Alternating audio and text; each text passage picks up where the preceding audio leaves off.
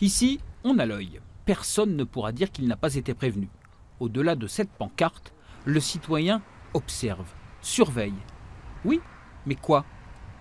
Une église, une mairie, quelques pavillons plantés dans la plaine, pas trop loin de Caen. Uberfolly, 370 habitants, est un petit bourg propret. On dit toujours c'est pas parce qu'il y a du calme qu'il ne se passe rien. Les cambriolages aujourd'hui, vous savez, ils peuvent très bien... Tiens, c'est l'heure là.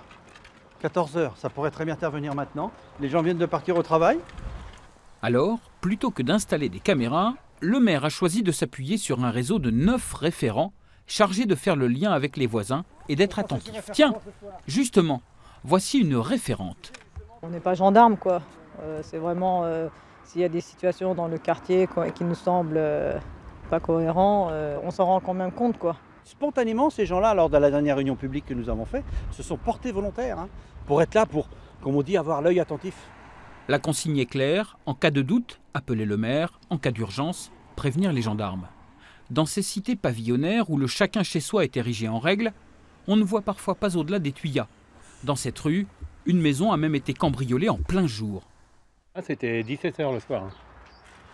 17 h. Ils savaient à quelle heure ils partaient, qu'ils rentraient. Ben, ils ont fait ça pendant l'heure qu'ils étaient partis faire les courses. C'est pour ça qu'il faut surveiller. Tout simplement. Il n'y a pas besoin d'aller voir ce que fait Père Paul-Jacques. Comment avoir l'œil sans épier? Comment être sur ses gardes sans être méfiant? C'est bien tout le dilemme. Alors certains préfèrent encore des méthodes éprouvées. On ne peut pas toujours s'en remettre aux voisins. Oui, puis là, il fait 42 kilos, le pépère.